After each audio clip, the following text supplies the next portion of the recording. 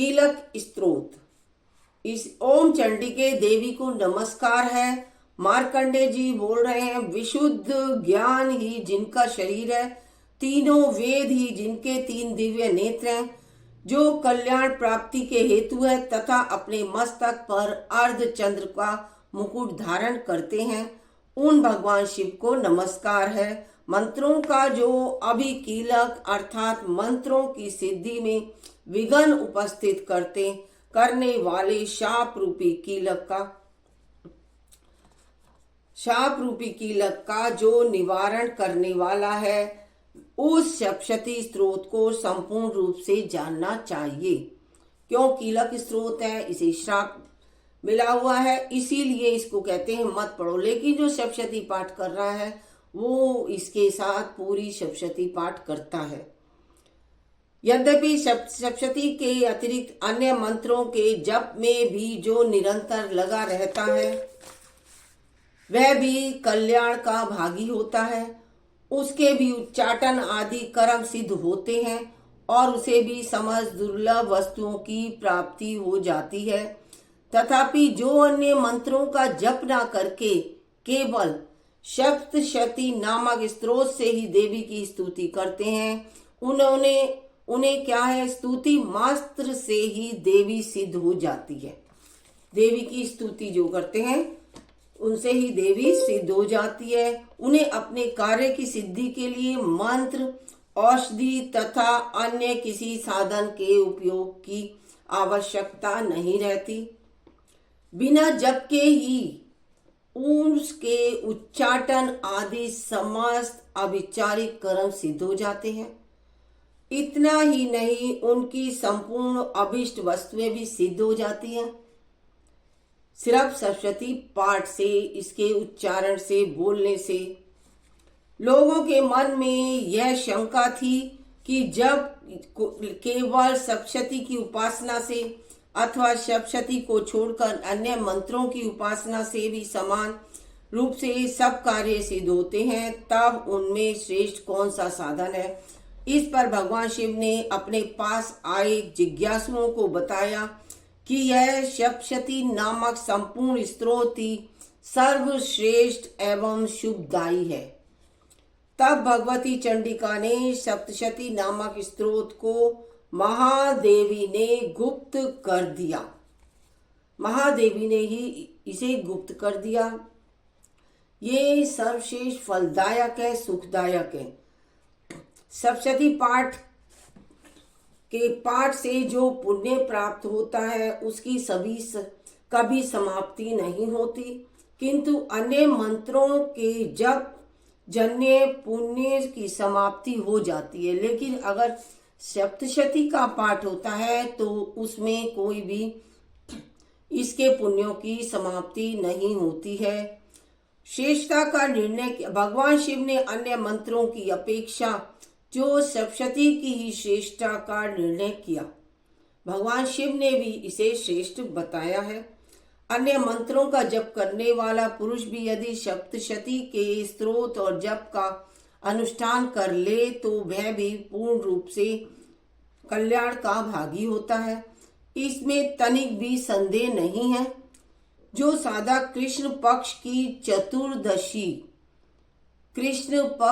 चतुर्दशी और अष्टमी को एकाग्रचित होकर भगवती की सेवा में अपना सर्वस्व समर्पित कर देता है और फिर उसे प्रसाद रूप में ग्रहण करता है, उसी पर भगवती प्रसन्न होती है। जैसे अमावस्या के बाद जो अष्टमी और चतुर्दशी आती है, उसको ये व्रत करो और पूजा करो इसकी, तो वो भगवती उस सेवा में अपना सर्वस्व समर्पित कर देता है और फिर उसे प्रसाद रूप में ग्रहण करता है। उसी पर भगवती प्रसन्न होती है, अन्यथा उनकी प्रसन्नता नहीं प्राप्त होती। इस पर सिद्धि के प्रतिबंध रूप कीलन के द्वारा महादेवी जी ने इस स्तोत्र का कीलित कर रखा है। इसीलिए किसने सिद्धि के प्रतिबंधक रूप कीलन के द्वारा महादेवी जी ने इस स्तोत्र को कीलित कर रखा है। इसके कीलक स्त्रोत की इतनी महानता है कि इसको कील दिया गया है। लेकिन सप्तशती का पाठ करते हैं तो इसको हम जरूर पढ़ना चाहिए और पढ़ते भी हैं।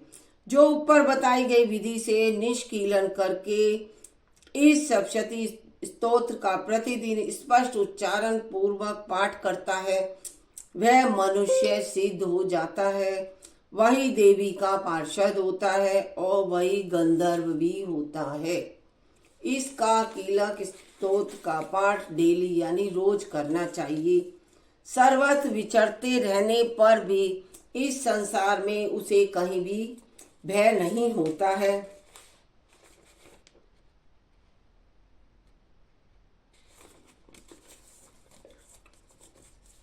वह अकाल मृत्यु के वश में नहीं पड़ता और देह त्यागने के बाद मोक्ष की प्राप्ति होती है।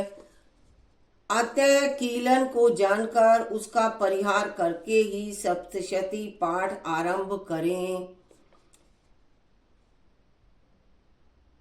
क्या बोला है? अतः कीलन को जानकर उसका परिहार करके ही सप्तशती पाठ आरंभ करें। जो ऐसा नहीं करता उसका नाश हो जाता है। इसलिए कीलक और निष्कीलन का ज्ञान प्राप्त करने पर ही यह स्तोत्र निर्दोष होता है और विद्वान पुरुष का इस निर्दोष स्तोत्र का ही पाठ आरंभ करते हैं।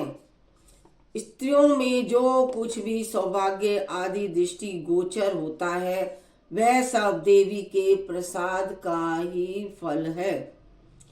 अतः इस कल्याणदायक स्तोत्र का सदा जप करना चाहिए।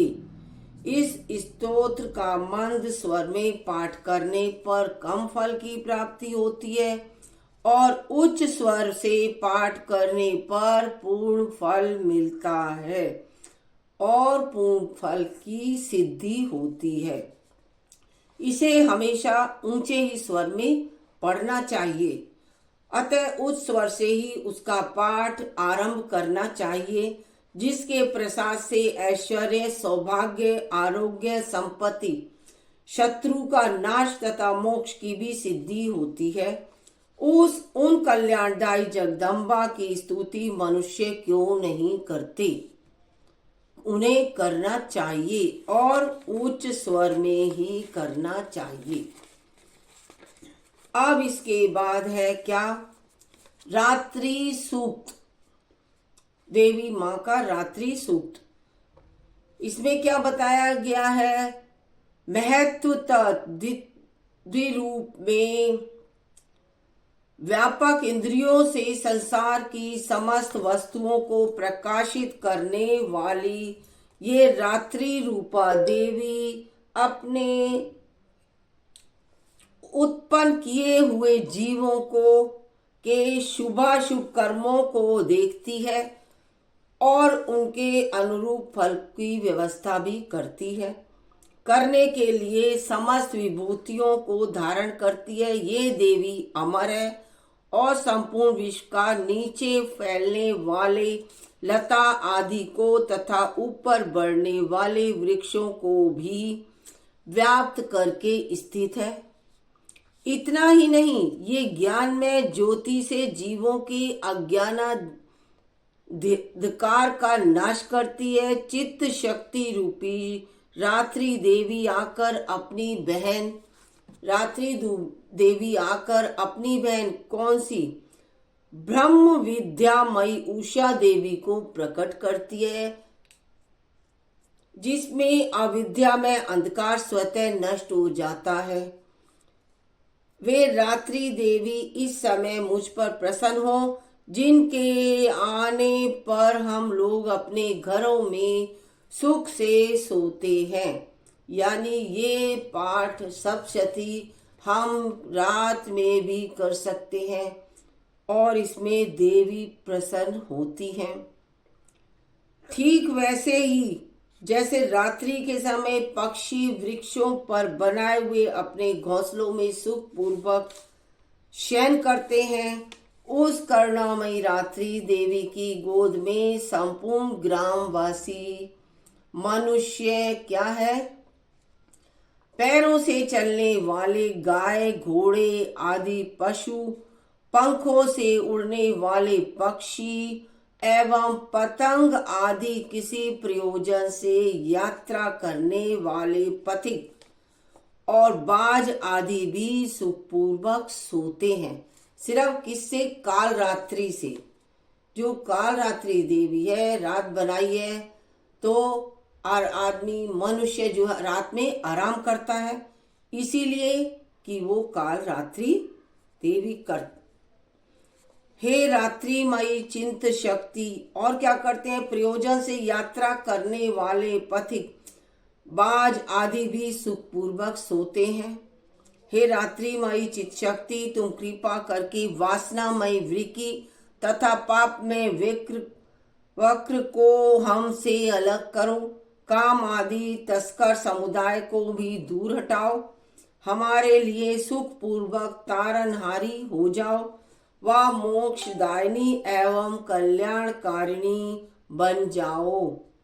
हे उषा, हे रात्रि देवी, सब और फैला हुआ यह अज्ञान में काला अंधकार मेरे निकट आ पहुंचा है। तुम इसे ऋण की भांति दूर करो, जैसे धन देकर अपने भक्तों के ऋण दूर करती हो, उसी प्रकार ज्ञान देकर इस अज्ञान को भी दूर कर दो। ये रात्रि देवी से प्रार्थना है। रात्रि आती है तो बाद में सवेरा भी होता है, प्रातः भी आती है। रात्रि देवी, तुम दूध देने वाली गौ के समान हो। मैं तुम्हारे समीप आकर क्या स्तुति आदि से तुम्हें अपने अनुकूल करता हूँ। परम व्योम स्वरूपा परमात्मा की पुत्री, तुम्हारी कृपा से मैं काम आदि शत्रुओं को जीत चुका हूँ। तुम स्तोम की भांति मेरे इस भविष्य को भी ग्रहण करो। इतना देवी ने सारी बताया है, कीलक स्त्रोत सभी का। अब इतना तो सुना है, अब मैं कल आपको आगे का पाठ शुरू करूंगी, वो मैं आपको सुनाऊंगी। अब इसमें छोटी आरती है विंध्येश्वरी देवी की, जो मैं आपको सुना रही हूँ। अध्याय में कल से सुनाऊंगी। प्रथम अध्याय दुर्गा सप्तशती का। आराम से अब आरती। सुन मेरी देवी पर्वत वासिनी, तेरा पार न पाया है। पान सुपारी ध्वजा नारियल से तेरी भेंट चढ़ाया है। सुवा सुवा चोला अंग विराजे, केशर तिलक लगाया है। ब्रह्मा वेद पढ़े तेरे द्वारे, शंकर ध्यान लगाया है। नंगे नंगे पग तेरे अकबर आया, सोने का छत्र चढ़ाया है। ऊंचे ऊंचे पर्वत बन शिवालय, नीचे शहर बसाया है। कलयुग द्वापर त्रेता मध्य, कलयुग राज बसाया है। धूप दीप ने वेद आरती, मोहन भोग लगाया है। ध्यानु भगत मैया तेरे गुण गावे, मन वांछित फल पाया है। सुन मेरी देवी पर्वत वासिनी, तेरा पार न पाया है। जय माता की, बोलो विंध्येश्वरी देवी की जय।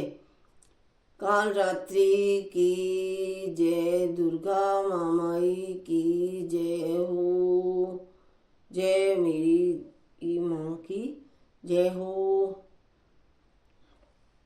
आपको ये पाठ कैसा लगा आप मुझे जरूर बताइएगा कमेंट में। जिससे मैं अभी तो खैर कल इसका अगला पार्ट सुनाऊंगी। आप सुनिएगा, आपको अच्छा भी लगेगा। जय माता की, राधे राधे।